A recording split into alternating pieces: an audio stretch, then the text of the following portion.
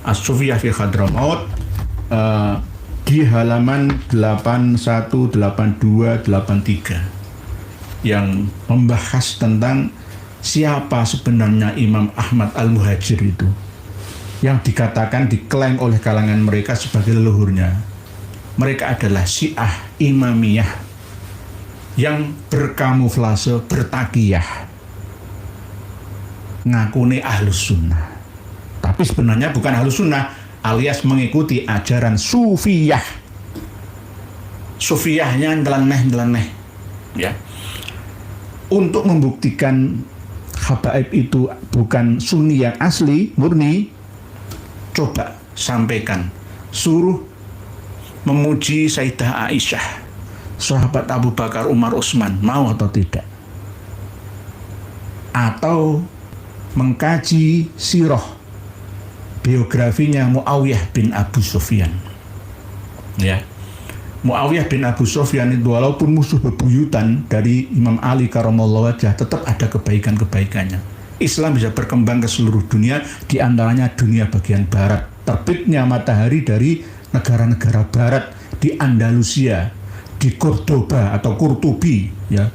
Pak Yai atau Buya Kurtubi Jailani dari Cordoba, ya, Kurtubi dari Andalusia, Spanyol, Portugal sana, Perancis, ya, mampu membuat satu sejarah peradaban berkembang di tempat yang penuh dengan nuansa jahiliyah di Eropa atau negara barat sana. Setelah ditaklukkannya Jabal Tariq menjadi Selat Gibraltar oleh tentara Islam pada zamannya. Assalamualaikum warahmatullahi wabarakatuh. Alhamdulillah kita masih diberikan umur panjang sehingga kita dapat bertemu lagi di channel Umat Cerdas Official ini. Dan tanpa berpanjang lebar, langsung saja kita simak penjelasannya dulu.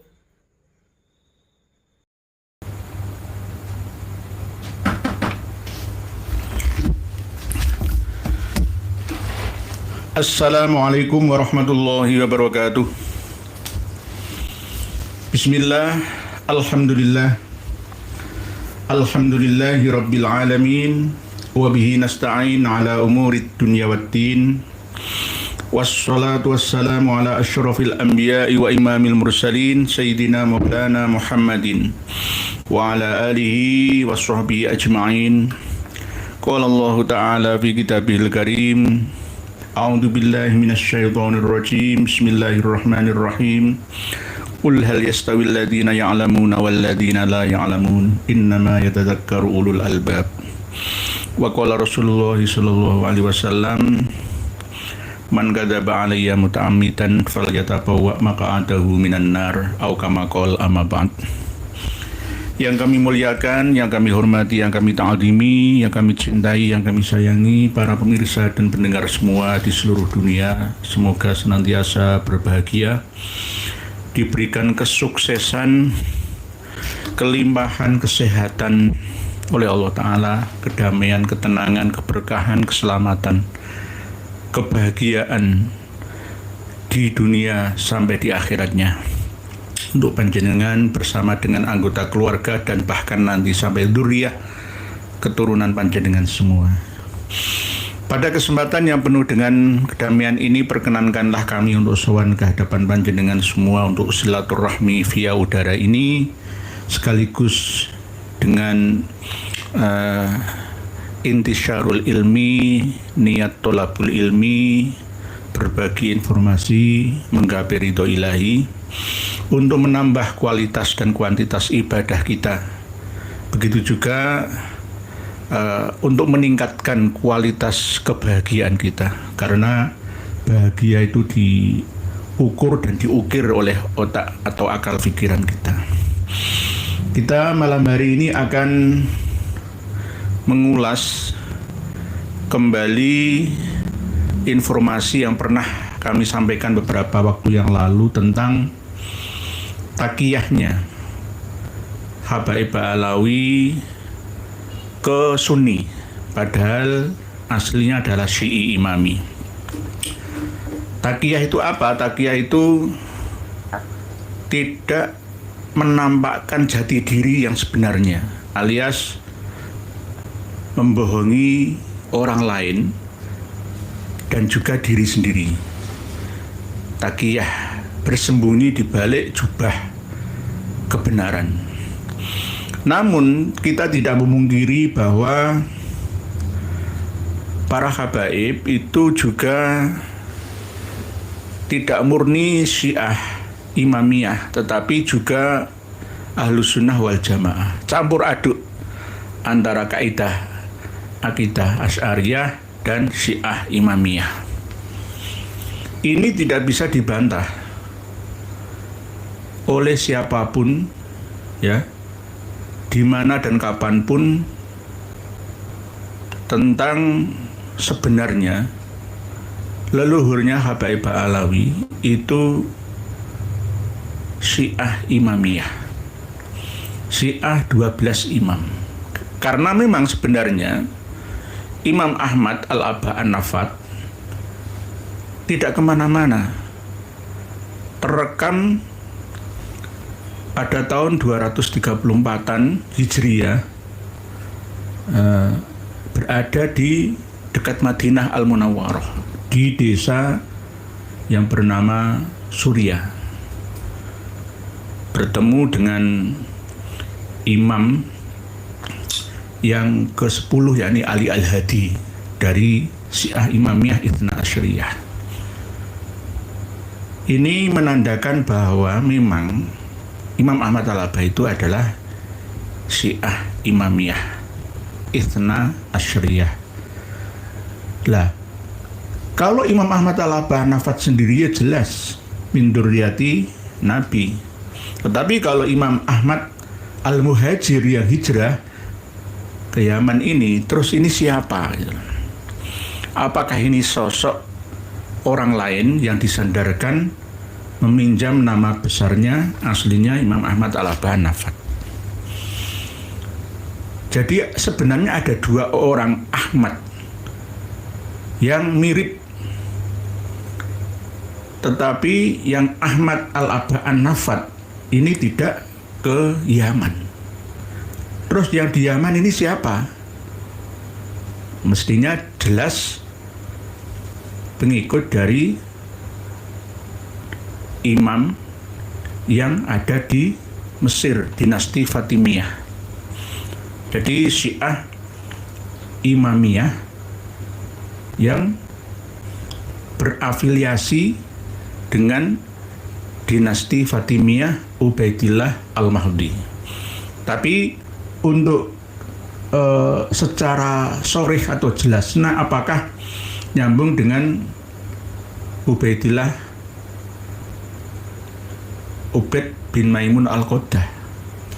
Ini masih ada kajian yang mendalam lagi tentang ini. Tapi intinya, jika para habaib Ba'alawi itu mengakui bahwa leluhurnya itu adalah Imam Ahmad An-Nafat, ya, Al-Abah, berarti dia adalah Syiah Imamiyah.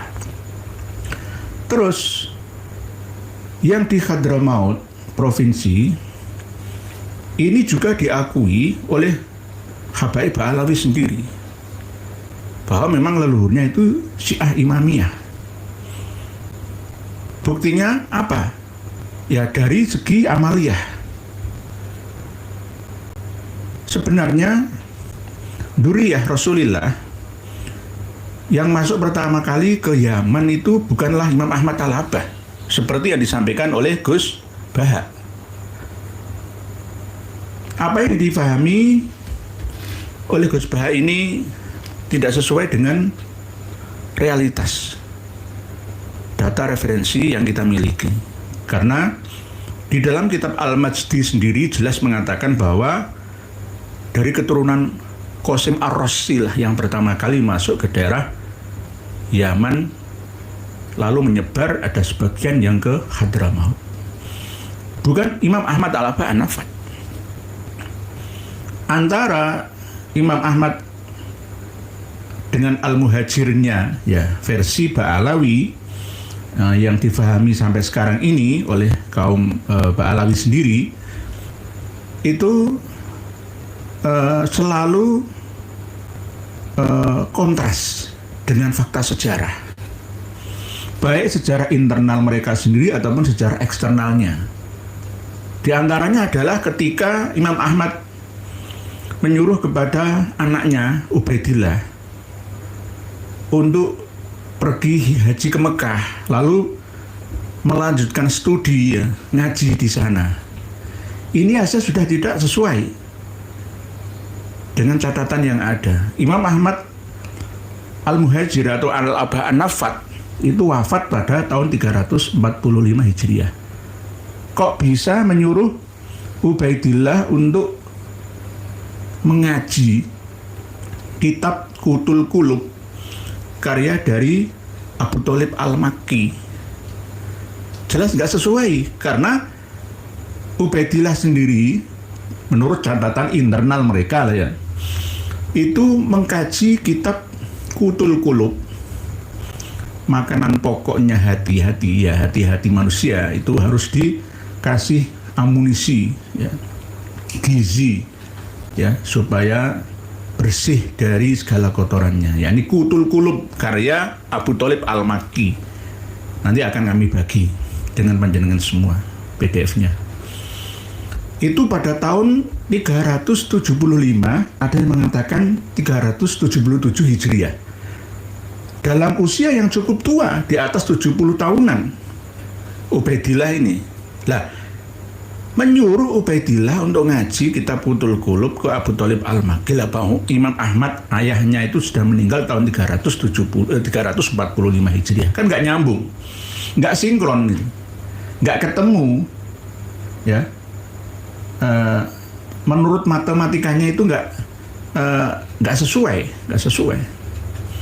Meninggal tahun 345 Hijriah, kok menyuruh anaknya yang bernama Ubaidillah untuk pergi ke Mekah meneruskan mengkaji ilmiah ya kitab Qutul Qulub Abu Thalib Al-Makki pada tahun 377 di dalam As-Sufiyah fi Hadramaut, tetapi di dalam kitab Qidamul Qut itu 375. Nah, ini bagaimana? Toh seandainya Ubaidillah itu sosok yang ada ya, benar-benar sesuai dengan fakta realita keberadaannya, terus peninggalannya berupa apa? Apakah hanya sekedar pernah mengkaji kitab Qutul Qulubnya Abu Thalib Al-Makki ini, lalu nanti gurunya sendiri akan ditenggelamkannya, nanti akan diakui lebih mulia Ubaidillah daripada Imam Al-Ghazali, karena Ihya Ulumuddin itu diambil ya intisarinya dari Qutul Qulub ini. Nah, Ubaidillah bin Ahmad Al-Abah ini mengkaji kitab Qutul Qulub dalam usia yang sudah sangat lanjut. Bagaimana mampu mencerna, mewadahi ya kajian Qutul Qulubnya dari Abu Thalib Al-Makki? Ini jelas nggak sesuai. Kita akan membuka kitab As-Sufiyah fi Hadramaut, Nas'atuha, Usuluha, Atharuha. Sudah kami bagikan dengan panjenengan semua di bawah video ini di haizin.com. Nanti panjenengan baca awalan wa akhiron, awal sampai akhir dengan baca. Cuma kami hanya membahas beberapa lembar saja yang poin sesuai dengan tema, yakni membongkar kitab As-Sufiyah fi Hadramaut, bukti Ba'alawi Syiah Imamiyah yang bertakiyah. Kitab As-Sufiyah fi Hadramaut ini dikarang oleh Syekh Amin bin Ahmad bin Abdullah As-Sa'di, bukan dari kalangan Ba'alawi.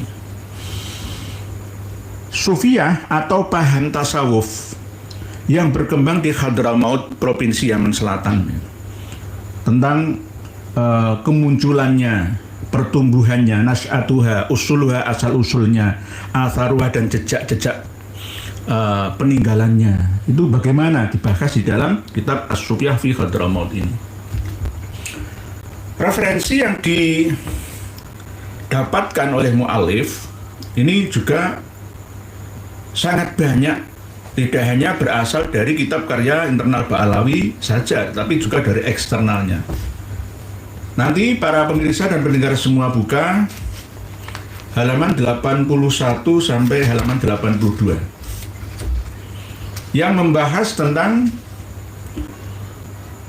pertama kali munculnya, tumbuhnya ajaran tasawuf yang ada di Hadramaut sana. Halaman 81 saya ringkas saja ya. Langsung ke tengah-tengahnya. 1, 2, 3, 4, 5, 6, 7, 8, 9, 10. Baris yang ke-10 dari atas. Laqad kanat Hadramaut hiya ar-ra'idah fi jalbin wastirati tasawuf. Selesai sampai ke bawah bahwa ada keterangan yang menerangkan bahwa anna awwaluman arrafa bitasawuf huwa Abdullah bin Ahmad bin Isa al-Muhajir. Abdullah yang akhirnya menjadi ditasghir li tawadhuhi menjadi Ubaidillah yang menjadi leluhurnya Ba'alawi. Pertama kali yang menanamkan paham tasawuf ya, yang ada di Hadramaut itu adalah Ubaidillah atau Abdullah bin Ahmad bin Isa al-Muhajir ya, pada kurun atau abad ke-4 Hijriah. Ini menurut keterangan dari internal mereka sendiri, yakni dari klan Asyatiri. Asyatiri itu Ba'alawi, tapi kalau Al-Katiri yang ada di timur-timur itu ya, Mar'i Al-Katiri ya, itu bukan Ba'alawi tetapi Hadrami. Bukan Al-Katiri, sebenarnya Al-Kasiri. Sak pakai Al-Kasiri. Tapi tulisan Melayu Indonesia ya, Al-Katiri. Ini Asyatiri fi kitabi Adwarut Tarikh Al-Hadrami, bahwa gurunya Abdullah atau Ubaidillah ini adalah Abu Thalib Al-Makki yang menjadi gurunya Imam Al-Ghazali. Sumber referensi dari Ihya Ulumuddin itu berasal dari kitab Kutul Qulub ini. Walladzi talaqqa anhu ilmat tasawuf. Begitu juga tidak hanya berasal dari Abu Thalib Al-Makki saja, tetapi juga dari orang-orang yang beliau temui untuk dimintai pemahaman tentang ilmu tasawuf. Wa qara'a alaihi kitabahu Kutal Qulub ya. Lalu membaca kitab Kutul Qulub, mengaji. Lah umur yang sudah tua mengkaji kitab Kutul Qulub itu bagaimana? Nanti saya kasih PDF-nya Kutul Qulub ya. Kan nggak mungkin bisa masuk ya. Kalau ngaji di usia-usia pertumbuhan di bawah 28 tahun ya, itu mungkin masih bisa. Karena otak yang sudah tua ya, seperti saya ini kan ya sudah cukup tua, itu tidak setajam waktu masih muda. Dzalikal kitab al-masyhur lada jami'is sufiyah. Jadi kitab Kutul Qulub karya Abu Thalib Al-Makki ini sangat terkenal di kalangan penganut ajaran tasawuf. Wa dzalika lamma hajja sanah 377 Hijriah. Di kitab yang lain, di kitab Idhamul Qut di Dzikri Buldani Hadramaut itu 375. Selang 2 tahun. Ini 377. Padahal Imam Ubaidillah ya, itu tahun ini itu umurnya sudah di atas 75 tahun, 78 tahun nggak salah. Nggak jelas karena lahirnya Ubaidillah atau Abdullah ini nggak ada catatan yang pasti. Hijrah katanya, ini kan versi mereka, dari Basrah, muter Madinah, Mekah, Hajrain, Husaisah, itu usianya sekitar 25 tahun. 25 tahun. Nah, 25 tahun meninggalnya tahun 383 ya, antara 80 tahun lebih umurnya, 90-an. 90 tahun. Nah, ngaji pada usia 80 tahun itu dapat ilmu apa? Ghaira anna hadzal rajul lam yakun lahu atharun yudgaru fi nasri tasawuf Hadramaut ma'anahu min rijalil qurnir rabi. Ada yang mengatakan bahwa kama sayati indah haditsina anil faqih al-muqaddam alladzi kana lahu adwar al-akbar fi nasri tasawuf. Yang paling terkenal menyebarkan ajaran tasawuf versi Ba'alawi itu adalah Al-Faqih al-Muqaddam. Padahal aslinya bukan. Harusnya Ali Bamarwan yang dicatat oleh As-Suluk. Tapi dirampas ulang ya oleh kalangan Ba'alawi, sejarawan Ba'alawi yang menyebarkan, yang paling mengenalkan ya intisyarut tasawuf di Hadramaut itu adalah Al-Faqih al-Muqaddam. Ini tidak sesuai dengan kenyataan. Kita lanjut ke Baris yang ke-1, 2, 3, 4 dari bawah. Halaman 81 kitab As-Sufiyah fi Hadramaut. Wa yushiru Abu Bakar al-Masyhur ila tasawufi jadihim al-Muhajir. Abu Bakar al-Masyhur memberikan isyarat pada tasawuf leluhurnya, kakeknya al-Muhajir, yakni Imam Ahmad, ya. Haitsu qala fihi, dengan berkata dalam masalah ini, fal muassisul awal lil madrasati wa tafarrudiyah al manhaji kama sabaqa dzikruhu al Imam al Muhajir. Pertama kali yang meletakkan pondasi ajaran tasawuf di Hadramaut itu adalah Imam Ahmad al Muhajir. Wa kan asrun badrun li hadza tafarrud wa ghursun bidurin li hadza tafarrud wa ghursin aula li mubadihi. Ini Imam Ahmad al-Muhajir ini hidup ya pertama kali untuk menanamkan sendi-sendi ajaran tafarud, ajaran tasawuf, ya, dan menanamkan ini sebagai permulaan, sebagai orang yang memulainya. Wa qala aidwan wa amat tasawuf la yab'adu ayyakun al-muhajir qad ta'athara bi ma'nahu kama ta'athara ibnahu. Adapun ajaran tasawuf itu tidak jauh dari apa yang telah ditancapkan oleh Imam Ahmad al-Muhajir dan juga telah membekas, ya, isinya seperti apa yang telah ditinggalkan untuk anaknya, yaitu Imam Ubaidillah Ayyadun alladzi khajja'am 377 Hijriah, halaman 82 baris yang pertama. Wattasala bi Abi Thalib al-Makki wa qara alaihi bi kitabihi Qutil Qulub wa huwa zubdatu ilmi tasawuf andaka. Jadi kitab Qutil Qulub itu termasuk kitab yang paling masyhur di zamannya sebelum Ihya Ulumuddin ada. Jadi tahun 377 Hijriah Imam Ubaidillah berhaji ke Mekah. Setelah berhaji langsung meneruskan dirosahnya, ya, bertemu dengan Abu Thalib al-Makki untuk mempelajari kitab Qutul Qulub ini. Wa yara al-masyhur annal muhajira huwa alladhi ba'atha biwaladihi ila Makkah. Nah kan ini enggak sesuai. Abu Bakar al-Masyhur ini berpendapat, melihat bahwa sebenarnya Al-Muhajir Imam Ahmad ini adalah orang yang menyuruh anaknya Imam Ubaidillah menuju ke Mekah. Lalu sudah meninggal dunia. Imam Ahmad Al-Muhajir ini meninggal dunia 345 Hijriah. Kok bisa menyuruh putranya Ubaidillah, ya, mengutusnya ke Mekah untuk belajar atau dirosah Qutul Qulub dengan Abu Thalib al-Makki? Ya, ini kan nggak sesuai. Nggak sesuai.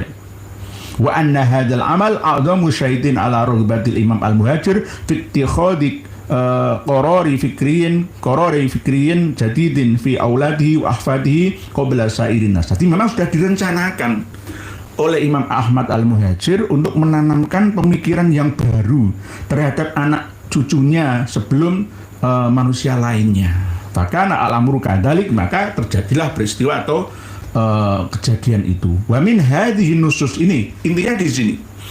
Ini nggak bisa dibantah oleh siapapun, dimanapun, kapanpun, bahwa wa min hadzan nusus taddihu as-silatu baina Syiah was Sufiyah. Ini sudah jelas ada nas, ya, bukti bahwa ada hubungan antara Syiah dengan Sufiyah. Syiah sendiri itu sebenarnya kan ya dibagi-bagi.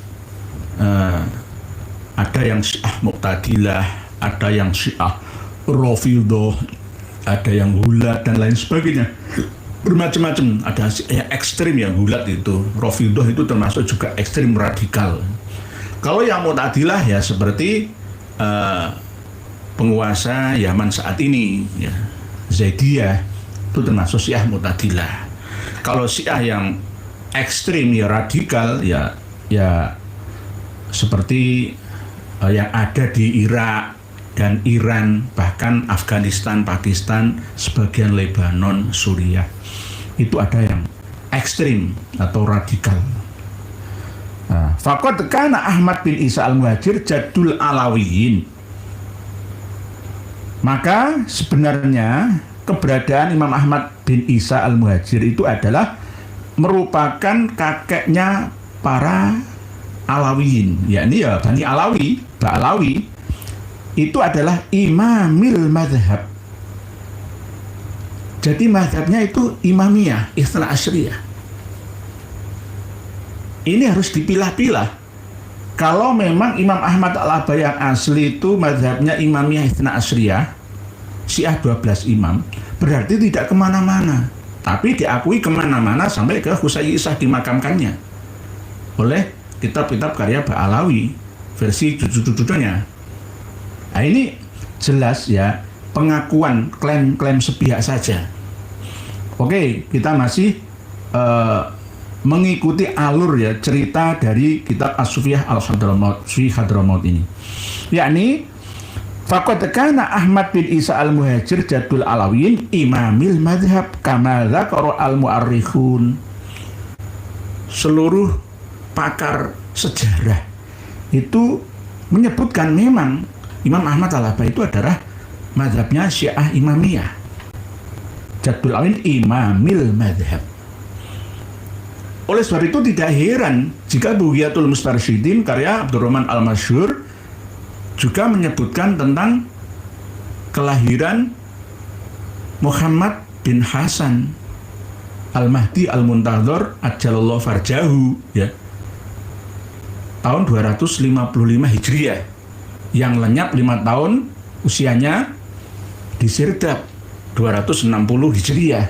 Sampai sekarang 1186 Hijriah belum muncul-muncul dari persembunyiannya di Sirdab di Samarra, Sarroman Ro'a di Irak sana. Nanti insya Allah saya sertakan juga kitab Al-Ghaibah ya, yang menyebutkan pertemuan antara Imam Ali Al-Hadi, imam yang ke-10 Syiah 12 imam, dengan Imam Ahmad bin Isa bin Muhammad ya bin Ali Al-Uraidi min waladi Ja'far, ya berarti kan Ali bin Ja'far As-Shadiq. Yaitu nanti kami sertakan yang tadi belum kami upload ke haizin.com. Setelah acara ini usai, nanti akan kami sertakan kitab Al-Ghaibah. Itu kitabnya Syiah Imamiyah Itsna Asyriyah. Berikutnya nanti akan kami bagikan kepada panjenengan semua kitab Ushulul Kafi karya Al-Kulaini. Jadi antara At-Tusi dengan Al-Kulaini ini ibarat Bukhari Muslim. Jadi pegangan utama Syiah Imamiyah. Sebenarnya Syiah Imamiyah ini ada sebagian fikihnya yang mengadopsi mazhab Ja'fari. Lah mazhab Ja'fari ini juga dipakai oleh Ahlussunnah wal Jamaah. Oleh sebab itu kadang-kadang ini kita harus pandai memilah. Kalau tidak nanti bisa salah kaprah itu. Bisa salah kaprah karena guru-gurunya Imam Maliki, Imam Hanafi itu juga berasal dari mazhab Ja'fariyah. Fikihnya mazhab Imamiyah Itsna Asyriyah itu sebagian dari Ja'fariyah. Tidak semua. Tidak semua. Nah, ini campur aduk, bahkan kalau yang di Sufiyah Hadramaut ini ya campur aduk dengan Asy'ariyah Maturidiyah. Ngakunya Syafi'iyah. Ya ini. Jadi yang mengatakan bahwa Imam Ahmad Al-Muhajir itu adalah Syiah Imamiyah mazhabnya itu tidak hanya berasal dari mu'arrikhun, para pakar sejarah saja, tetapi di antaranya yang paling penting adalah dari kalangan mereka sendiri. Minhum ithnani minal alawiyina anfusihim. Jadi dari kalangan internal Ba'alawi sendiri. Siapa? Wahuma Ibnu Ubaidillah As-Saqqaf, yang pernah kami sampaikan, pengarang kitab Idamul Qut fi Dzikri Buldani Hadramaut ya. Begitu juga yang mengisi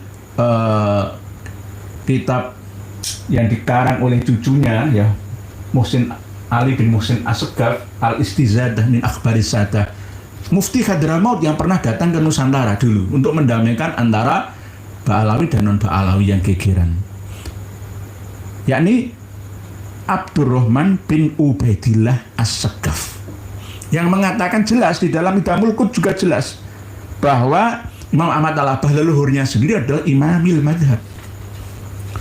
Tidak hanya beliaunya, tapi juga beliau Mufti Hadramaut ya. Wal mu'arrikh Shalih bin Ali Al-Hamid. Ini juga ada tarikh Hadramaut lil Hamid. Jadi ada tarikh Idamul Qut fi Dirki Buldani Hadramaut karya Habib Abdurrahman bin Ubaidillah As-Segaf. Begitu juga ada Tarikh Hadramaut lil Hamid.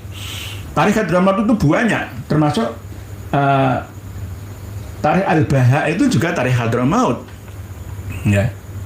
Banyak tarikh Hadramaut itu. Yang mengarang kadang ada yang berasal dari internal Ba'alawi dan kadang ada yang dari eksternalnya. Yani Habib Soleh bin Ali Al-Hamid, ya, dari marga Al-Hamid.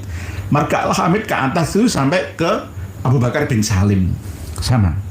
Waqat qadima jadul alawiyina Hadramaut muntakilan baina manatiqiha bada'an minal hajrain fi daw'an ghurban ilal khusaisah. Nanti panjenengan teruskan sendiri. Intinya saksi yang menulis di dalam dua kitab karya Tarikh Hadramautnya, yakni Habib Abdurrahman bin Ubaidillah As-Segaf dan Ali Habib Soleh bin Ali Al-Hamid, ya, jelas menjadikan kesimpulan, ya, dalam penelitiannya bahwa leluhurnya itu adalah Imamil Madhab Syiah Imamiyah. Syiah Imamiyah itu terdiri dari 12 imam. Pertama Imam Ali, kedua Imam Hasan, kedua Imam Husain, ketiga Imam Husain, keempat Imam Ali Zainal Abidin, kelima Imam Muhammad Al-Baqir, keenam Imam Ja'far Shadiq, ketujuh Imam Musa Al-Kazim, kedelapan Imam Ali Ridho, ke-9 Imam Muhammad Al-Jawad, ke-10 Imam Ali Al-Hadi yang pernah bertemu dengan Imam Ahmad Al-Abah An-Nafat di Suriah, 3 km dekat kota Madinah Al-Munawwarah, dan berbaiat dengan Imam Ali Al-Hadi. Imam Ali Al-Hadi, imam yang ke-10 ini memiliki anak bernama Hasan Al-Askari. Yang ke-11. Yang ke-12 Muhammad bin Hasan. Muhammad inilah yang dikatakan diyakini lenyap bersembunyi di Sirdap selama sampai sekarang ini 1186 tahunan, ya, hanya PHP, janji kosong belaka kepada para pengikutnya.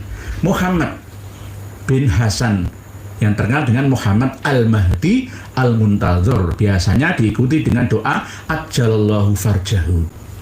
Ini jadi percaya 12 imam itu Imam Ahmad Al-Abah percaya, dan ini diadopsi oleh beliaunya dalam menerapkan sistem imamah yang ada di Hadramaut sana. Nah, ini diterangkan setelahnya wa min hadza su'ubat dan doan fisat ini. Ini wa hiya qiyamu dawlatin alawiyatin imamiyatin tahta liwaihi. Imam Ahmad memang bercita-cita hijrah dari Basrah menuju ke Yaman, Husaisah, lalu keturunannya hijrah juga ke Sumal, Baur, lalu ke Tarim. Itu memang tujuannya untuk mendirikan dinasti Syiah Imamiyah sendiri. Tetapi Imamiyahnya mulai dari Kanjeng Nabi sampai ke Alwi, juga 12. Tapi ini menyamping. Ya, coba kita hitung. Rasulullah imam yang pertama, Ali imam yang kedua, ketiga Hasan, keempat Husain, ya, jadi menyamping ke saudara. Kalau yang imamnya Itsna Asriyah kan nggak lurus. Ini, bukan. Yang imamnya Itsna Asriyah itu justru malah nyamping. Tapi Kanjeng Nabi tidak ada. Mulai dari Ali, sebentar saya ulangi lagi karena ini perlu konsentrasi tinggi. Kalau Syiah Imamiyah Itsna Asriyah yang ada di Iran itu, ya, yang diikuti, yang dipromotori oleh Khomeini, ya, sekarang Ali Al-Khomeini dan seterusnya, ya, itu Ali, Imam Ali Karamullah Wajhah, Ali, Hasan, Husain, Ali Zainal Abidin, Muhammad Al-Baqir, Ja'far Shadiq, Musa Al-Kazim, Ali Ridho, Muhammad Al-Jawad, Ali Al-Hadi, Hasan Al-Askari, dan Muhammad Al-Mahdi, ya, 12 imam. Kalau versi yang direncanakan oleh Imam Ahmad Al-Abah itu Kanjeng Nabi, Imam Ali, Imam Husain, Ali Zainal Abidin, Muhammad Al-Baqir, Ja'far Shadiq, bukan Musa Al-Kazim. Ali Al-Huraidi, ya, Muhammad An-Naqib, Isa Ar-Rumi, Ahmad Al-Nafat, Al-Muhajir, ya, terus Ubaidillah, terus Alwi. 12 imam. Alwi bin Ubaidillah yang akhirnya di Indonesia ini berdirilah tahun 1928 itu Robitoh Alwiyah atau Robitoh Alawiyah, yakni Alwi bin Ubaidillah, hampir sama dengan sistem imamahnya 12 imam yang ada sekarang ini di Iran, Republik Islam Iran. Jadi memang sudah dicita-citakan seperti itu. Siapa yang mengatakan ini? Habib Abdurrahman bin Ubaidillah As-Segaf. Begitu juga Soleh bin Ali Al-Hamid. Ini saksinya, 2 orang saksi nih dari kalangan mu'arikh Ba'alawi sendiri, belum lagi yang lainnya. Ya, karena memang bentuk daripada ajarannya bisa dibuktikan sampai sekarang bahwa di Indonesia ini ladang subur mereka untuk menanamkan sistem imamah, sehingga bahasa kasarannya itu menjajah. Buktinya ada abi, ada ijabi, ya. Dan yang tidak disadari oleh Habib Ba'alawi yang belum mengerti, ternyata leluhurnya adalah Syiah Imami, seperti Kang Mundur ini yang mengatakan memusuhi Habib Husain Ja'far Al-Hadar dari situ Bondo itu. Husain Al-Hadar itu berteman akrab dengan almarhum Jalaluddin Rahmat. Ketika mengarang buku itu dimintai, ya, kata pengantarnya dari Jalaluddin Rahmat, Kang Jalal itu. Ijabi, Ikatan Jamaah Ahlul Bait Indonesia, itu Syiah murni. Ditambah lagi dengan Abi, Ahlul Bait Indonesia. Wah, kuat. Dikuatkan lagi oleh Robitoh Alawiyah. Robitoh Alawiyah dikuatkan lagi oleh torekohnya Habib Lutfi bin Yahya, dikuatkan lagi oleh kerjasamanya dengan Israel, AIPAC, kerjasama dengan organisasi dari negara Israel sana. Jadi ini adalah bagian-bagian daripada rencana yang sudah ditata lama. Inilah yang saya pernah sampaikan, bagian daripada Dajjalun Kadzabun itu. Para pendusta, para pembohong yang menyelusup di dalam akar utama agama kita, dan kita sulit untuk mendeteksinya dan bahkan menyadarinya, sehingga banyak ulama-ulama kita yang terlena. Jangan menunggu Dajjal yang terbesar keluar ke dunia hanya dari kalangan Ba'alawi saja kita sudah kena, ya. Kita sudah tunduk dengan mereka. Apalagi nanti ketika Donald Trump yang merupakan Dajjal bentuk negara terbesar, ya, di dunia, dengan ekonominya akan menjajah kita, ya, dengan tentara-tentara cyber bayarannya. Kita bisa apa? Mengadu domba rakyat Indonesia untuk bangkit melawan pemerintahannya. Lah, ini adalah bagian daripada Dajjal-Dajjal itu. Oleh sebab itu, untuk saat ini harus kita menangkan pertarungan antara pendusta-pendusta ini dengan kita-kita yang mencoba untuk meluruskan kedustaannya. Jadi Syiah bukan Mu'tazilah. Kalau Syiah yang Mu'tazilah itu nggak apa-apa sebenarnya. Karena apa? Syiah sendiri itu kan bahasa sebenarnya sih, pengikut, pendukung Ali. Karena memang secara total, ya, Syiah itu tidak mau mengakui Khalifah Abu Bakar, Umar, apalagi Utsman. Setelah Rasulullah wafat itu harusnya sesuai dengan wasiat Rasulullah di Wadirkum, ya. Ya, setelah diwajah itu, di haji wada itu, ya, itu harus Ali yang menjadi khalifah, penggantinya Rasulullah. Oleh sebab itu, ini kan politik, ya. Politik kekuasaan. Segala sesuatu yang berhubungan dengan politik itu sulit untuk dibedakan mana yang hak dan mana yang batil. Ya, paling enggak itu syubhatnya yang bisa dijalankannya. Oleh sebab itu pendukung Sayyidina Ali, politiknya Sayyidina Ali karramallahu wajhah. Padahal Sayyidina Ali tidak seperti yang dibayangkan oleh para fanatisme Budanya, pengikutnya, Syiahnya, Syiah Ali namanya, Syiah Ali. Ahlus Sunnah wal Jamaah ini seimbang, tidak membela Muawiyah dinasti Bani Umayyah saja, menyalahkan Sayyidina Ali karramallahu wajhah, tidak. Semuanya benar berdasarkan ijtihadnya masing-masing. Sama seperti yang saya sampaikan kemarin dalam mukadimah pertemuan dialog dengan Kiai Haji Agus Salim, yakni PWI LS Lamongan tidak salah, Gus Abbas Buntut tidak salah, Kiai Salim dan kawan-kawan dari keluarga Derajat Ngampel tidak salah. Yang salah itu saya. Yang akhirnya alhamdulillah membuahkan hasil. Kami dihubungi hari ini tanggal 22 yang akan datang besok itu berjalan dengan islah. Ini kan manfaatnya seperti ini itu.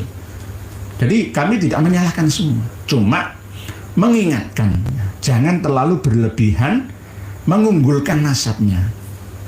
Saya ini cucu Mbah Sunan Derajat karena yang megang ya manuskrip itu saya, yang jalur laki-laki yang asli itu dari Derajat. Jangan begitu, gak bisa. Saya punya manuskrip yang lebih tua. Gak bisa seperti itu. Sekarang itu sama-sama. Kalau kita buka-bukaan manuskrip, nanti akan saya kirim ke tes DNA. Hancur semua sudah. Oleh sebab itu jangan. Ini adalah masalah internal kita. Gak perlu ditampilkan ke publik. Ya. Publik itu, umat itu matengannya saja. Kalau mentahannya, silahkan naat. Ya. Memutuskan jalur bukan ke Ba'alawi Wali Songo itu. Tetapi Naat sendiri kurang tegas karena menghadirkan seorang ulama muda dari Maroko yang masih tengah-tengah.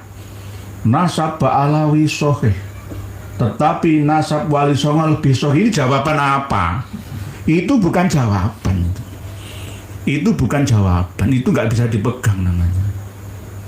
Ya, harusnya nasab Ba'alawi nyambung ke Nabi batal, nasab Wali Songo nyambung ke Nabi sangat sohih. Harusnya begitu, didatangkan dari jauh-jauh, nggak bermutu ya, iman-iman ya, transportasinya, waktunya ya. Ini tapi nggak apa-apa, kami memahami kawan-kawan kami yang ada di Naat ya, Nakoba Ansab Aulia Utis. Yang penting tidak ke Ba'alawi itu sudah alhamdulillah. Sudah saya sampaikan ada 4 versi jalur wali yang ada di Nusantara ini ke Kanjeng Nabi. Yang penting tetap kembali kepada husnudzon bersama. Tidak usah mengunggulkan saya paling megang terus, nggak bisa. Saya nggak sombong. Saya punya manuskrip yang lebih tua ya. Tapi untuk apa dipamer-pamerkan? Saya akan tetap ngalah. Tidak ingin ya nantinya ada konflik internal di antara kita, nanti ditertawai oleh kaum Ba'alawi semua. Ternyata rebutan kehormatan. Nah, ini kan nggak baik. Mungkin demikian yang dapat kami sampaikan. Nanti panjenengan teruskan sendiri. Yang paling poin itu halaman 81, 82, 83 yang sesuai dengan tema. yakni wa min hadhihi nusus tattadihu as-silatu baina syiah was sufiyah faqad kana Ahmad bin Isa al-Muhajir jaddul alawiyin imamil madhab imamiyah ithna asriyah kama dzakara al-mu'arrikhun wa minhum ithnani minal alawiyina anfusihim wa huma Ibnu Ubaidillah alias Abdurrahman bin Ubaidillah as-Saqaf mufti Hadramaut wal mu'arrikh Sholih bin Ali al-Hamid wa qadima jaddul alawiyina Hadramauta muntakilan baina manatiqiha bada'an minal hajrain fi daw'an gharban ilal Khusaisah ila akhirin. Dengan teruskan sendiri karena durasi yang sangat terbatas ini. Oke, demikian mukaddimah tentang ini. Untuk selanjutnya nanti dengan simak sendiri apa yang menjadi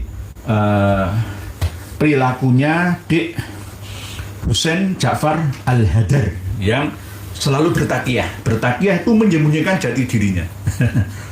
Kamuflase, bunglon. Takiyah itu bunglon.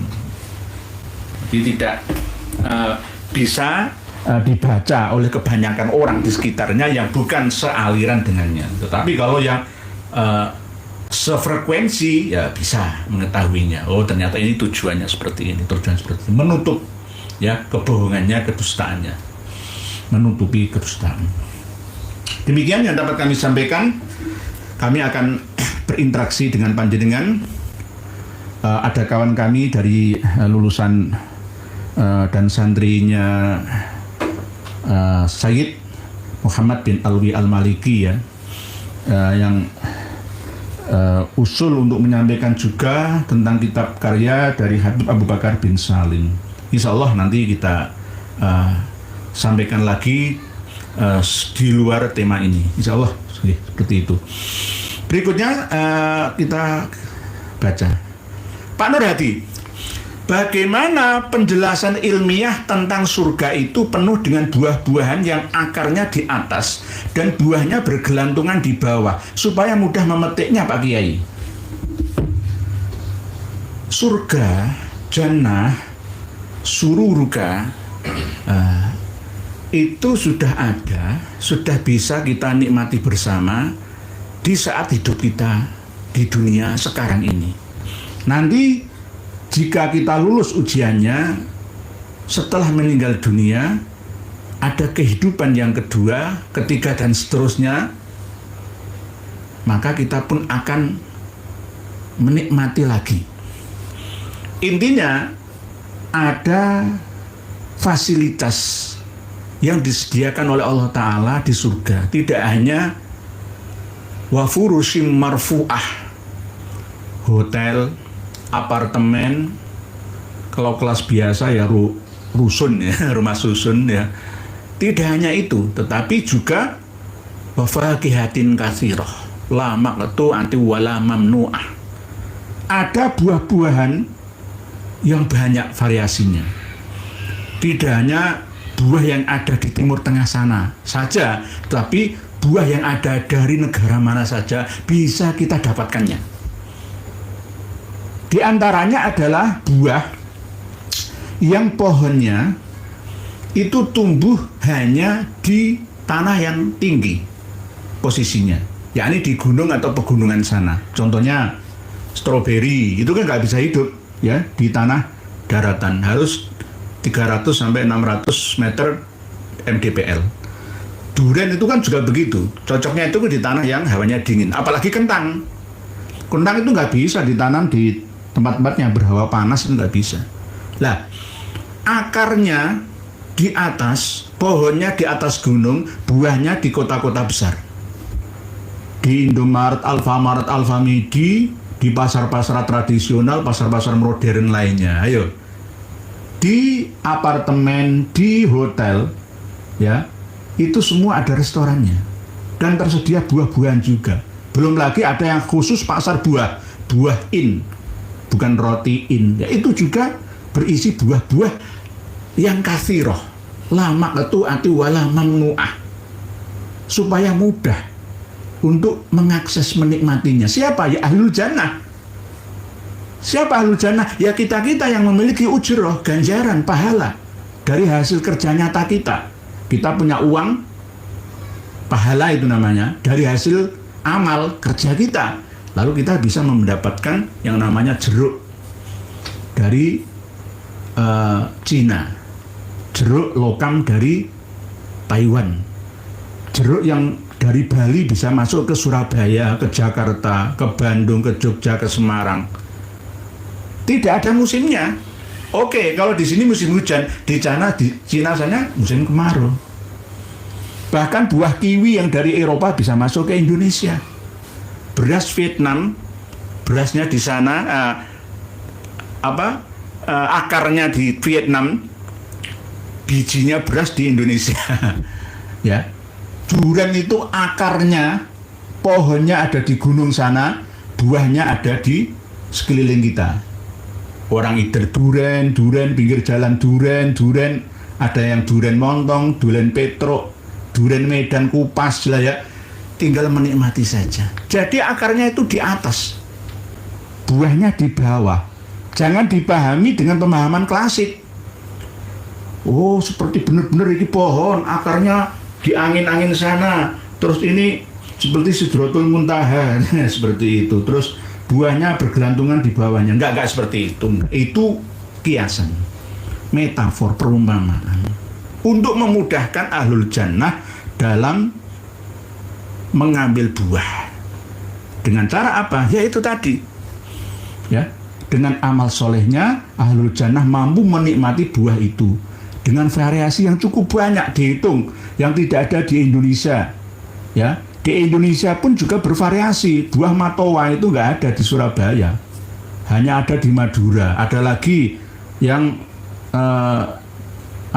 buku Palembang masuk ke Jawa, hasil bumi Jawa masuk ke Sulawesi sana. Ada lagi buah yang hanya hidupnya di Papua, di gunung Papua, di atas gunung sana, buah merah dibawa ke Surabaya, ke Jakarta. Buahnya di bawah, akarnya di atas. Begitu nih cara memahaminya Pak Nur Hadi. Jadi sudah terbukti, baca surat Al-Waqiah.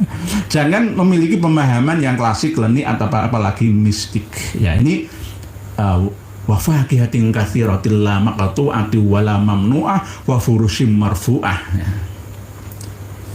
Ini nggih, Pak Jai, apakah aliran Ahmadiyah LDII juga bertakiyah, Pak Yai? Buktinya di mana? Aliran Ahmadiyah itu takiyahnya tidak terlalu mencolok, Pak Jai. Yang paling mencolok itu LDII, Lembaga Dakwah Islam Indonesia. Takiyahnya itu luar biasa. Kalau Ahmadiyah ini sebenarnya takiyahnya itu hanya pertama kali ketika menyampaikan ajarannya, yakni Mirza Ghulam Ahmad itu hanya mujaddid, itu pertama. Tapi sebenarnya setelah itu di langkah kedua, ketiga, Mirza Ghulam Ahmad itu ya selain mujaddid juga Imam Mahdi. Dan bahkan penjelmaan reinkarnasi dari Isa bin Maryam. Apakah masih mendapatkan wahyu? Iya, karena Nabi mendapatkan wahyu. Nah, ini yang level ketiga takiyahnya itu. Kalau yang pertama enggak, mujaddid saja. Oleh sebab itu Ahmadiyah juga pecah menjadi dua, ada yang Qadian dan ada yang Lahore. Sama seperti Jamaah Tabligh itu juga pecah menjadi dua. Ya. Jadi oleh Syekh Zakaria Al-Kandahlawi yang didirikan pertama kali oleh Syekh Ilyas Al-Kandahlah. Nah, ini di daerah New Delhi, India. Nih. Begitu, nih. Tapi kalau LDI, NU pecah dua. NU ya pernah pecah jadi dua. Kalau sekarang ini bisa juga dikatakan pecah, tapi tidak signifikan pecahnya. Ada yang garis lurus, ada yang garis bengkok. Lah garis yang lurus ini juga ngakunya lurus, tapi sebenarnya nggak lurus ya. Malah justru yang ngakunya garis lurus mendukung Ba'alawi. Ya. Tapi yang garis tidak lurus ya, ini juga malah ya belum jelas ya. Belum jelas mendukung kita, tapi untuk strukturalnya ya tidak mendukung, tapi kulturalnya 90% mendukung kita. Karena kita meluruskan supaya NU itu menuju ke garis lurus, menuju ke khitoh, tidak hanya khitoh tapi juga perkembangannya sesuai dengan masanya ya, masa terkini ya, masa kininya itu begitu nggih. Kalau LDI nemen nggih Pak Jai. LDI nemen karena memang pertama kali yang disampaikan itu adalah doktrin Gambui ya, budi luhur. Budi luhur itu ya ngetokno apike. Tapi bagi orang yang memiliki sifat kewaspadaan tinggi ya, yakni bisa membaca oh ini dari lirik matanya ya, ada mimik wajahnya, didainya, di alisnya. Oh ini bukan orang yang jujur ini. Jadi ada budi luhur, ya, Gambui budi luhuri. Budi luhuri itu dekati pejabat, ulama setempat, didekati. Ini bagian daripada takiyahnya LDI. Jadi Ahmadiyah juga bertakiyah, LDI juga bertakiyah.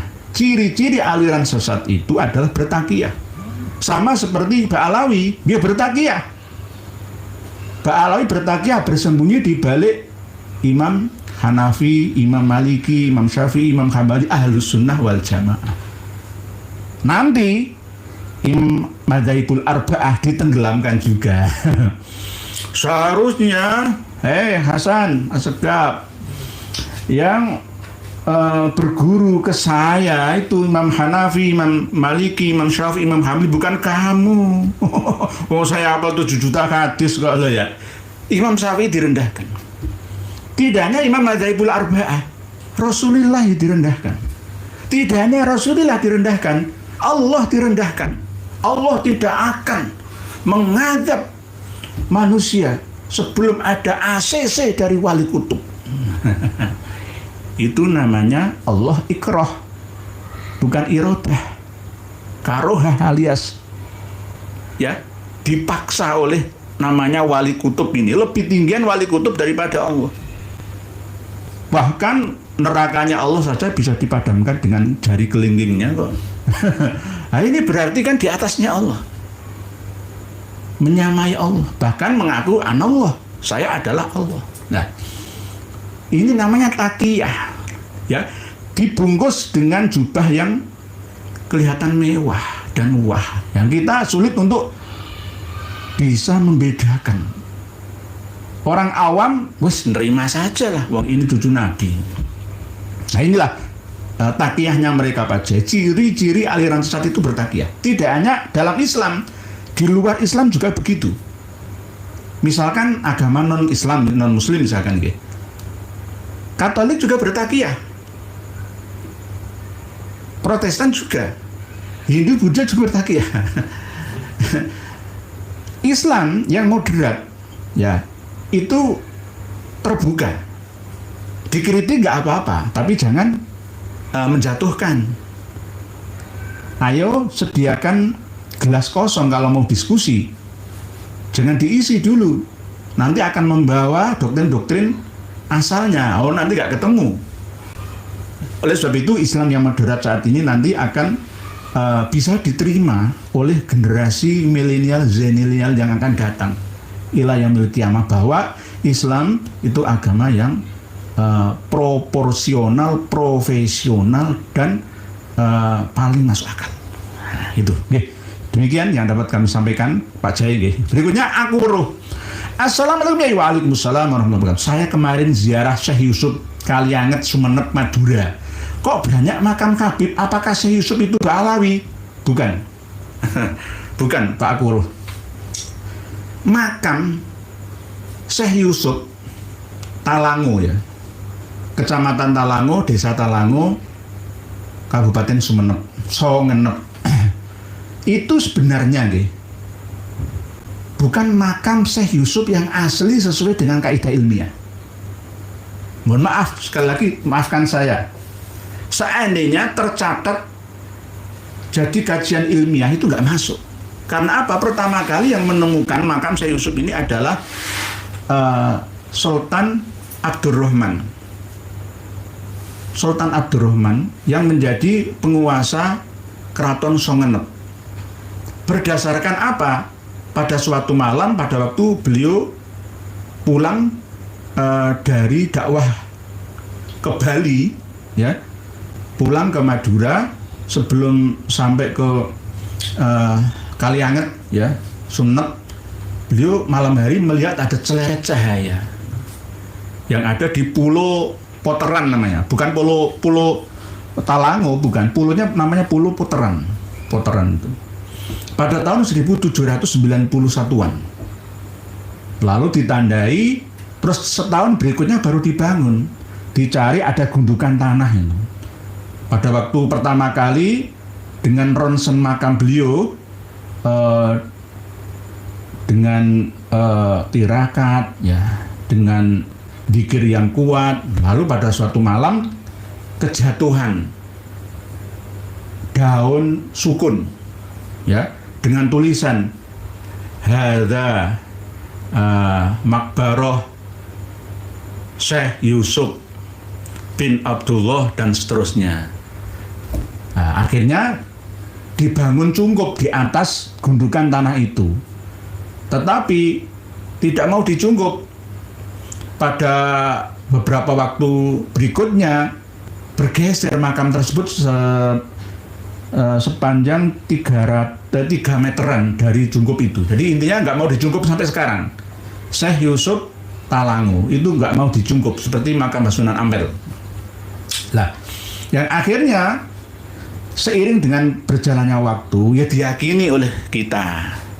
Ya silahkanlah, itu berdasarkan Sultan Abdurrahman. Ya, jadi bukan berdasarkan catatan bentuk manuskrip atau filologinya, enggak. Itu berdasarkan cerita beliau menemukan ada suatu malam ada celeret tanda cahaya jatuh ke situ. Ya hampir sama seperti ketika nanti kami hadirkan kitab An-Nurus Safir ya. Selama 601 tahun alias 946 Hijriah baru tempat makamnya Imam Ahmad Al-Abah di Husaisah itu ditemukan di Nurus Safir ini. Berdasarkan apa? Mimpi ketemu dengan Imam Ahmad dikasih tahu itu tempatnya. Jadi makam palsu, makam Imam Ahmad Al-Muhajir di Husaisah itu palsu. Saya katakan palsu. 602 tahun menurut Qiladatun Nahar Makromah. Kalau menurut Nurus Safir ini 601 tahun. Ya. Kalau menurut Umar bin Abdurrahman Sohibul Khamro 544 tahun. Kalau menurut Al-Jawharus Syafaf ya itu 530 tahunan. Tapi Al-Jauhar tidak menyebutkan tempat aslinya, hanya di Wakilah juga di Syi'bani ada Qoroh Juzab dan ada yang Husaisah, ada 2 versi menurut Al-Jauharus Syafaf Abdurrahman bin Muhammad Al-Khotib. Kembali ke makam Syekh Yusuf Talangu. Lah sekarang makam Syekh Yusuf Talangu itu diba'alawikan oleh siapa? Habib Salim bin Jindan. Dibuatkan silsilah nasabnya sampai ke atas, padahal aslinya itu menurut penemuan pertama Sultan Abdurrahman itu Al-Hasani, Syekh, bukan Sayyid, bukan Habib. Sekarang menjadi Habib. Pengumuman salam dari kami Surabaya untuk juru kunci yang ada di makam Syekh Yusuf Talangu sana. Jangan sebutkan Habib, Pak Yai. Pak Yai juru kunci Syekh Yusuf, makam Syekh Yusuf Talangu Songenep Madura. Jangan Habib. Itu yang meresmikan sebagai Habib adalah Habib Salim bin Jindan. Lalu juru kuncinya juga bertanya ke LBY di Pekalongan. Lalu dihabibkan. Lalu makam-makam di sekitar situ sesuai yang Pak Akuruh ini banyak Habibnya.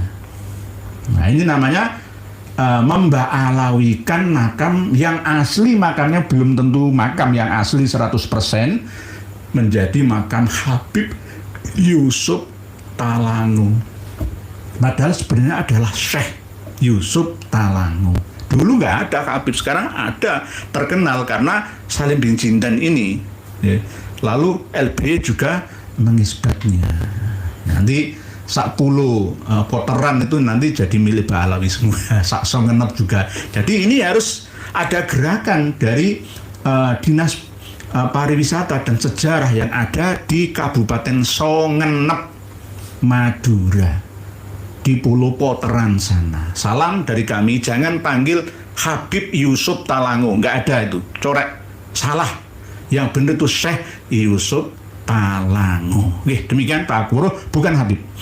Pak Bu Felbijis, Assalamualaikum Waalaikumsalam. Pada tahun 2015 ada warga Indonesia bernama Pak Zubir asal Medan dibaiat di Mekah menjadi Imam Mahdi, dan ketika itu geger masuk berita TV2 Indonesia, TV2 ya, Indonesia. Lalu apa pendapat Yai? Pendapat saya Bu Felbi Juis Al-Jabir ya, namanya Muhammad Zubair ya, bin Abdullah siapa itu ya. Saya menyimaknya, itu sebenarnya sudah mendapat wahyu sejak tahun 2000. Imam Mahdi itu tidak seperti itu. Kalau imam, saya percaya imam sholat saja. Imam sholat versi kalangan mereka sendiri. Belum tentu sah ngimami sholat di khalayak umum yang tidak baiat dengannya. Bahkan tampil berani di Mekah ya. Ya di Masjidil Haram tuh membeat. Saya kadang melihat itu ya malu-malu kucing ya. Di Jakarta yang akhir ini ada berita terbaru. Zubair ini atau Al-Jabir ini itu bersama santrinya 4 ya, nyepi di daerah Uwentira, di daerah perbatasan antara Sulawesi Tengah sana itu loh. Di daerah yang penuh dengan misteri ya. Keraton singgasananya Banuljan yang ada di Palu ya. Lalu sebagian jalan menuju ke Sulawesi Selatan Tengah antara itu Uwentira, daerah Uwentira. Tapi diusir oleh orang-orang sana karena macam-macam nyeleneh ajarannya. Masih hidup orangnya ini. Nggih Budfel Bidris. Jadi Pak Zubair asal Medan ini salah kaprah. Ngaku Imam Mahdi tapi berdasarkan mimpi mungkin. Ya sama seperti pemimpinnya Al-Qiyadah Al-Islamiyah Ahmad Musaddiq. Orang-orang yang mengaku Imam Mahdi ini gara-gara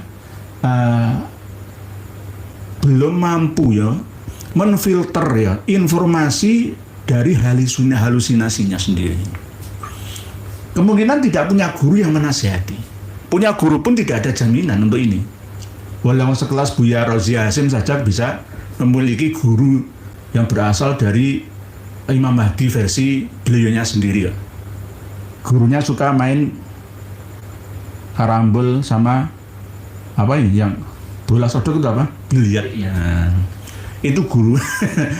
Malaysia punya Al-Qasim dari Pakistan. Dulunya tahun 70-an juga pemimpin dari Darul Arqam, Buya Azhari. Juga begitu banyak. Di Indonesia juga banyak, di seluruh dunia dimanapun juga banyak yang mengaku-ngaku sebagai Imam Mahdi karena belum tahu definisi dari Imam Mahdi itu apa dan siapa. Imam Mahdi itu kembalikan dulu ke akar katanya, yakni imam pemimpin Mahdi yang mendapatkan petunjuk. Bisa juga di Indonesia ini ada 33 Imam Mahdi dari kalangan birokrat, yakni umaroknya. Siapa? Yang menguasai provinsi-provinsi. Bisa juga asalkan dia adil sesuai dengan tuntunan ilahi dan aturan negara ini. Bisa juga nanti Imam Mahdi Indonesia versi 5 tahun ini, ya Pak Prabowo juga bisa. Jadi Imam Mahdi itu bisa siapa saja.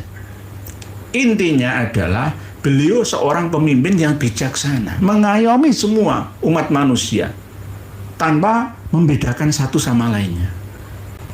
Apakah bisa non-muslim? Bisa.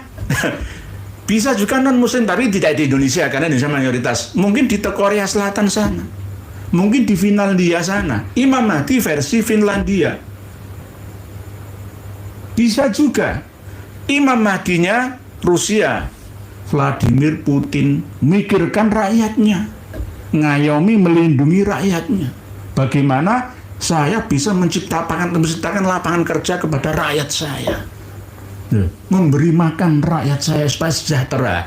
Imam Mahdi versi Rusia, walaupun beliau secara formal agamanya Kristen Ortodok Rusia, tetapi perilakunya Islami seperti kita. Harusnya Islam itu seperti itu.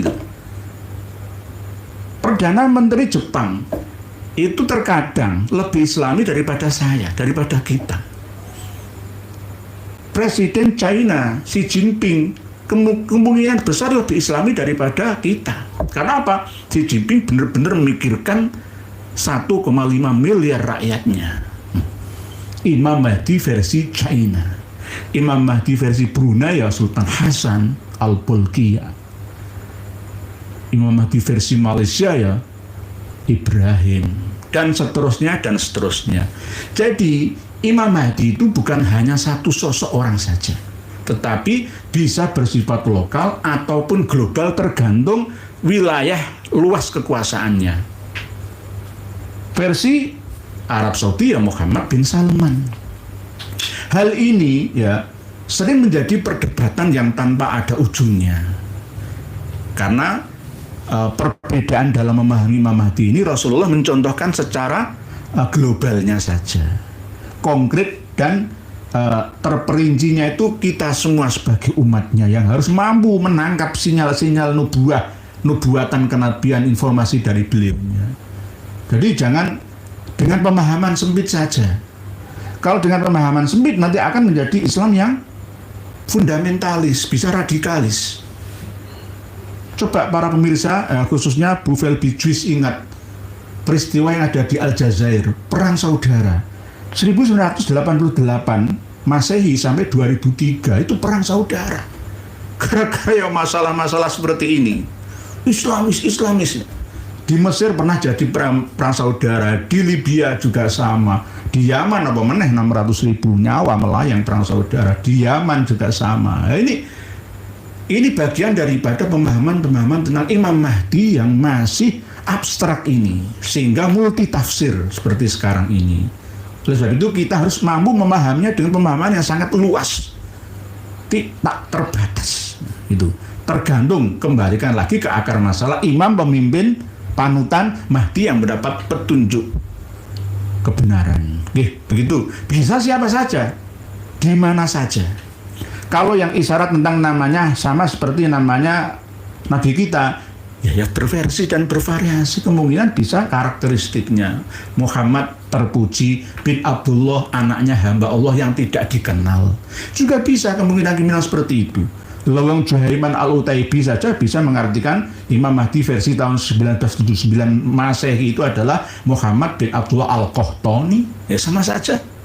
Koromitoh juga begitu, mengaku Imam Mahdi sendiri. Semua banyak ya di Indonesia, di Medan ini Bu Felby Juice, namanya Pak Zubir ini. Ya, saya menyimak bacaan Qurannya itu ada yang salah, dan kesalahannya itu tidak ada yang mengingatkan di atasnya.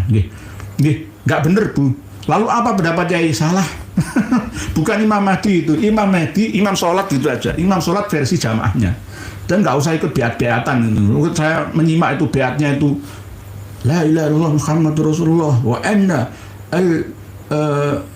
Al-Jabir Abdullah Zubair.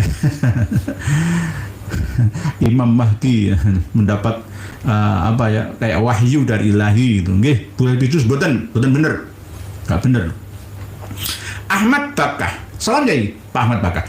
Dalam pandangan saya, apapun golongannya, semuanya sesat, Yai, kecuali bersatu. Oh, berarti ini jamaah nih. Nanti kalau jamaah ini ada bai'ah. Sesuai dengan surah Al-Mu'minun 52 50 sampai 54. Surat Al-Mu'minun 52 54. Mohon maaf nih, sebelum acara ini saya nggak sempat mutolak. Ini ciri khas saya, alamiah. Surat Al-Mu'minun ayat 52 sampai 54. A'udzu billahi minasy syaithanir rajim. Bismillahirrahmanirrahim. Wa inna hadhihi ummatukum ummatan wahidah wa ana rabbukum fattaqun. Fataqatta'u amrahum bainahum zubura kullu hizbin bima ladayhim farihun. Umat wahidah, tapi ini juga multi interpretasi, multi asumsi Pak Ahmad Bakah. Karena semua orang ini akan mengakui paling benar sendiri di antara jamaah-jamaah lainnya. Kalau fanatik buta terhadap jamaahnya, lalu akan mengingkari, mengkafirkan lainnya, ini juga akan salah Pak Ahmad Bakah. Ini multi tafsir. Menurut pandangan saya, apapun golongannya semuanya sesat, Yai, kecuali bersatu. Bersatu itu kan ya macam-macam. Bersatu dalam pandangan bernegara atau beragama. Loh, beragama saja bisa berbeda-beda. Ada yang berpendapat Nabi Isa sudah meninggal dunia, umurnya 120 tahun. Ada yang berpendapat masih hidup di langit yang kedua dan akan turun lagi ke dunia. Ada yang pendapat Dajjal itu adalah makhluk raksasa, seperti manusia raksasa. Lah, ini bagaimana? Lah, inilah yang namanya pendapat-pendapat itu nanti akan dimenangkan oleh pendapat yang paling kuat, hujjah yang paling akurat.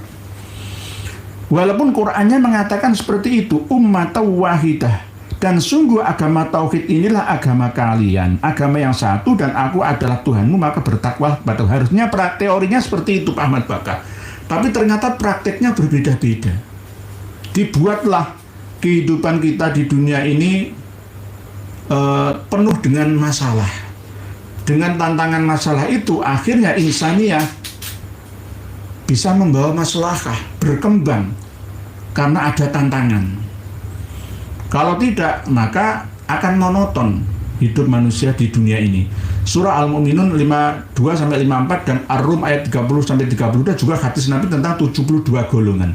72 golongan itu bagi orang Nasrani, Yahudi 71, kalau Muslim 73. Yang selamat cuma satu, berarti tinggal 72 yang tidak selamat, kan begitu nggih. Lalu orang-orang akan mengaku bahwa golongan saya sendiri inilah yang paling benar.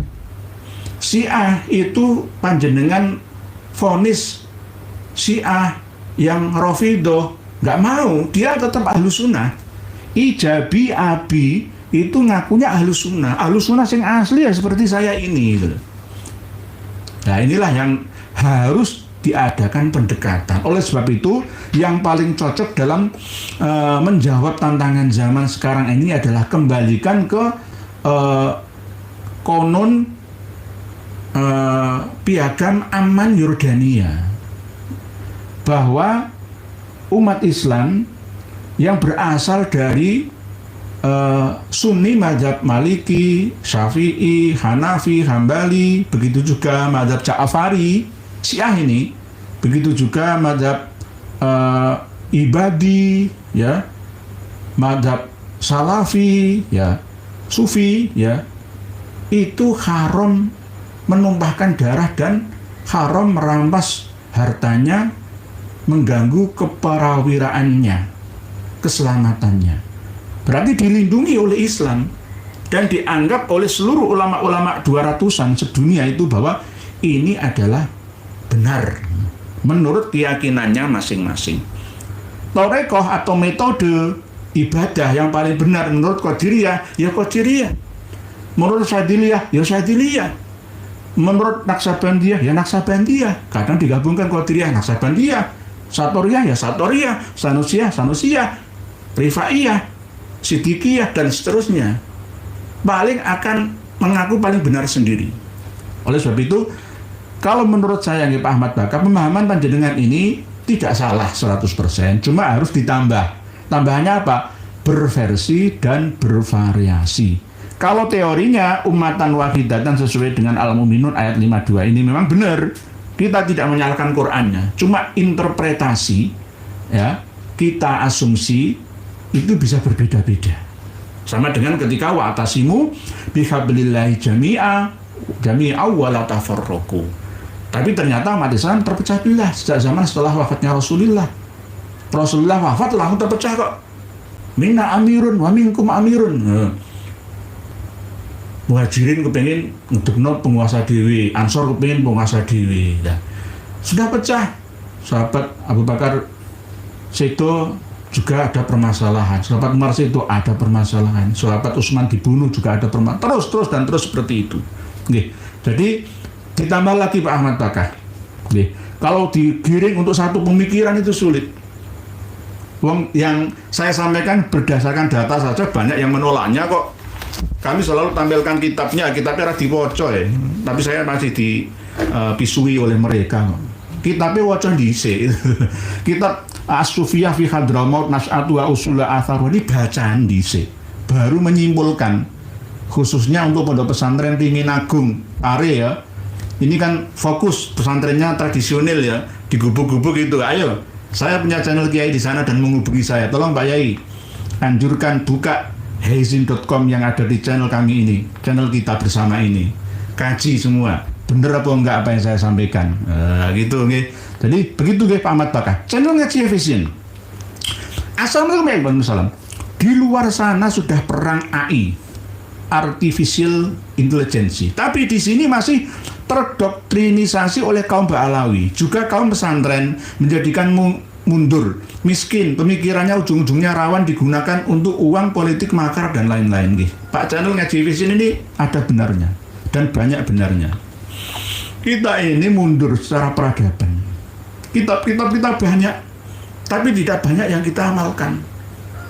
Akta tidak kita faktakan, ya.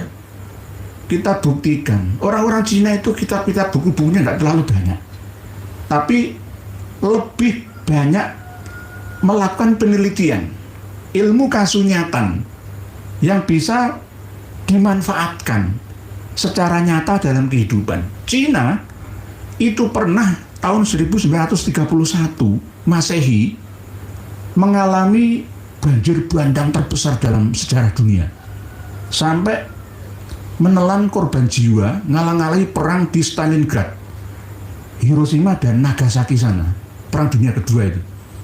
Yakni korbannya di total menurut penelitian dari Eropa itu 4 juta korban banjir bandang Sungai Yangtze yang berasal dari Tibet, ya, Gunung Himalaya itu ngalir sampai terpecah-pecah di 1/5 wilayah Republik Rakyat Cina sampai bermuara di Laut Cina Timur, ya.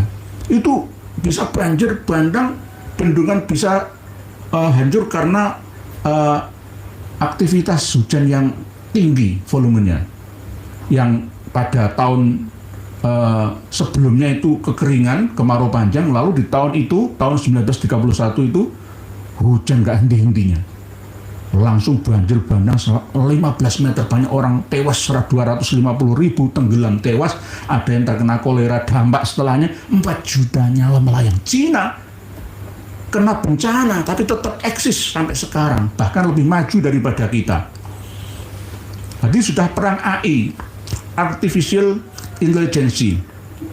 Pesantren-pesantren harus mengikuti, termasuk diantaranya ya kami ini belajar untuk menyesuaikan diri bahwa kitab itu tidak harus berbentuk fisik, tapi bisa berbentuk PDF heizin.com ini gitu. Yang penting kita kaji seperti ini gitu.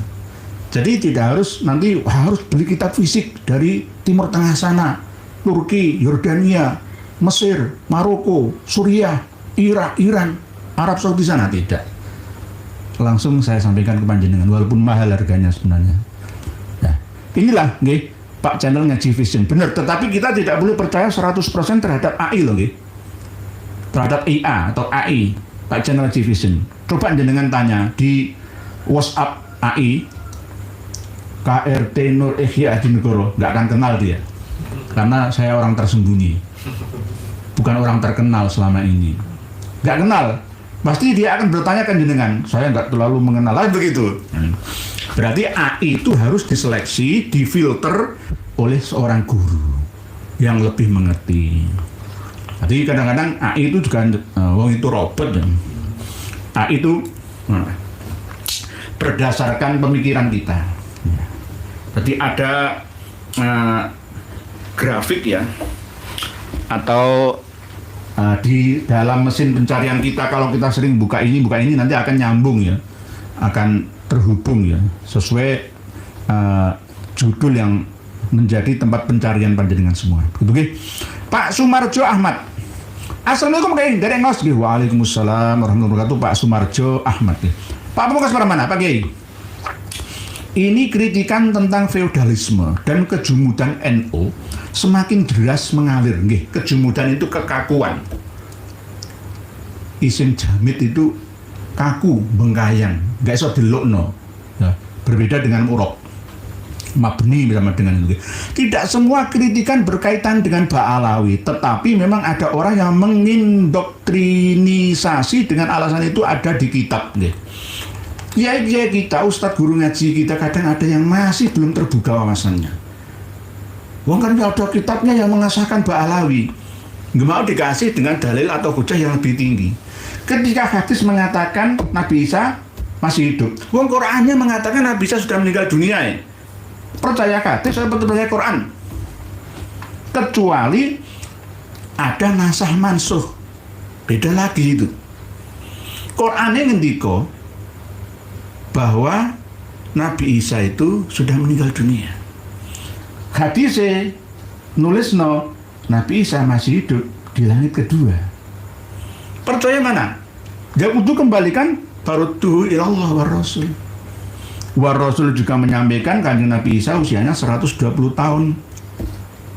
Menurut Imam At-Tahawi, disampaikan langsung oleh kanjeng Nabi kepada putrinya Sayyidah Fatimah Az-Zahra. Kurang apanya coba? Ya. Tapi kadang, wah enggak, ini hadis sahih, tafsir Ibnu Katsir semua, Nabi Isa masih hidup. Ya oke lah. Ini namanya hidup di zaman AI tapi kurang update terkini.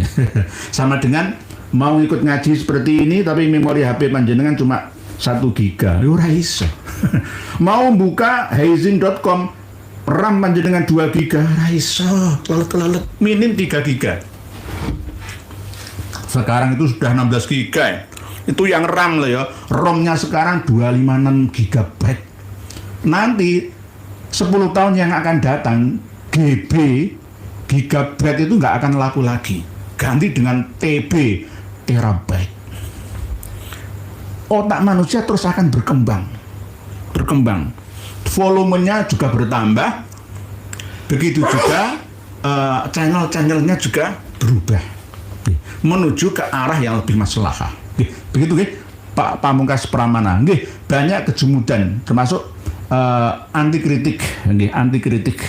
Tidak semua kritikan berkaitan dengan Ba'alawi, tetapi memang ada yang mengindoktrinisasi. Ini karena itu tadi ada kepentingan Pak Pamungkas Pramana yang bersifat duniawi loh, bersifat duniawi.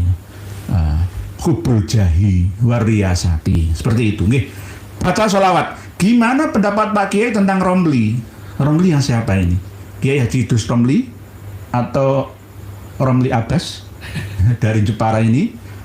Kalau Kiai Haji Idrus Romli itu sebenarnya orang pintar, saya mengakui. Cuma belum mau mengerti. Pandai tapi belum tentu mengerti. Cerdas tapi belum tentu bijaksana. Maksudnya seperti apa? Ketika menyampaikan data itu tidak melengkapinya, ada yang disembunyikannya dengan niat untuk membela tuannya, seperti ketika menyampaikan wafatnya Imam Ali bin Ba'alawi, ya katanya Imam Ali bin Ba'alawi ini kan Ba'alawi. Imam Ali bin Ba'alawi yang disebutkan oleh Syekh Ahmad bin Abdul Latif Asy-Syirji Az-Zabidi dalam Tabaqatul Khawas itu, beliau menyembunyikan wafatuhu bid'un wa sab'ina. Enggak disebutkan wafatnya tahun 729 Hijriah, padahal Imam Ali Kholiqi sama wafatnya 522 Hijriah, 527 Hijriah, 529 Hijriah. Enggak cocok. Pak baca sholawat. Bu Senjata. Gimana menurut Pak tentang orang beliau orang yang ya garis lurus tapi kurang lurus, malah belengkok. Pak baca sholawat. Beliau kadang-kadang penyakitnya orang alim itu adalah terlalu pede berlebihan. Ya, nggak mau menerima masukan karena saya sudah alim. Gus Bayak juga begitu. Tak kasih hadiah nanti kitab Al-Majdi berikut manuskripnya, biar tahu yang datang pertama kali ke Yaman itu bukan Ahmad bin Isa Al-Muhajir, tapi dari Qasim Ar-Razi.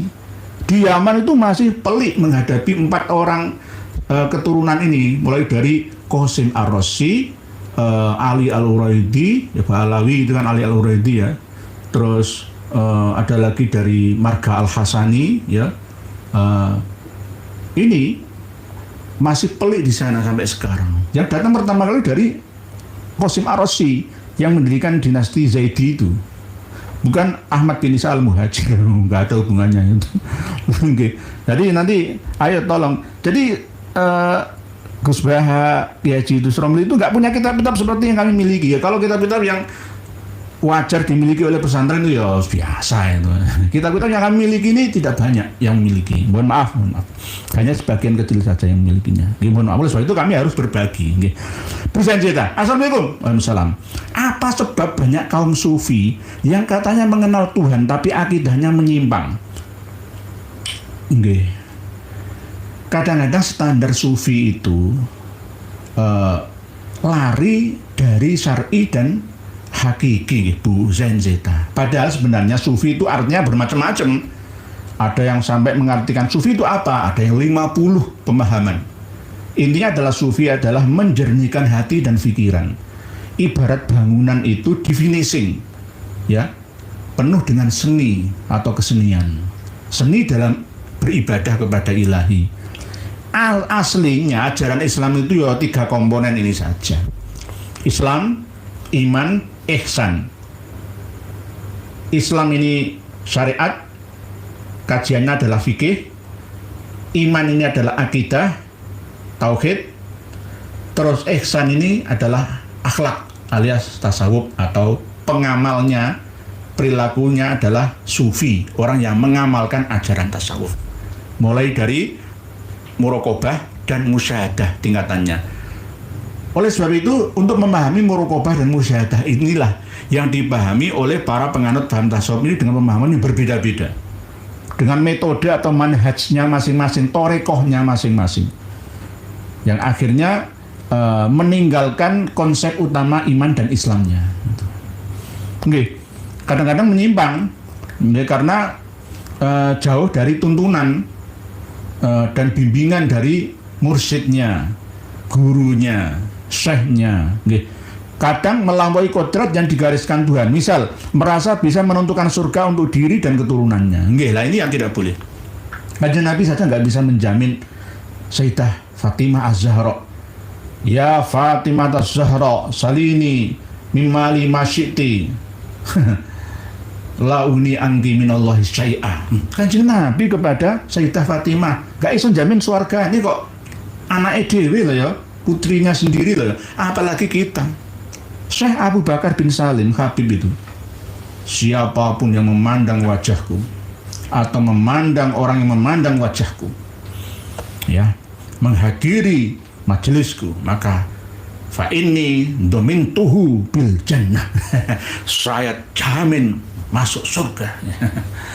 Habib Abu Bakar bin Salim ison jamin ya pengikutnya masuk surga. Nah inilah yang terjadi penyimpangan-penyimpangan. Kami memiliki kitab karya Habib Abu Bakar bin Salim yang belum kami bagikan kepada panjenengan semua. Ini kitab Al-Jawahir. Nanti akan kami bagikan. Pak Fuad Al-Jiyad, Assalamualaikum warahmatullahi wabarakatuh. Sehat selalu, amin. Ada statement Habib, dalam keluarga mereka di Indonesia mesti ada yang Syiah dan Sunni. Mengapa negara atau masyarakat Sunni dan Syiah saling berseteru? Berhubungan dengan politik, Pak Fuad Al-Jihad.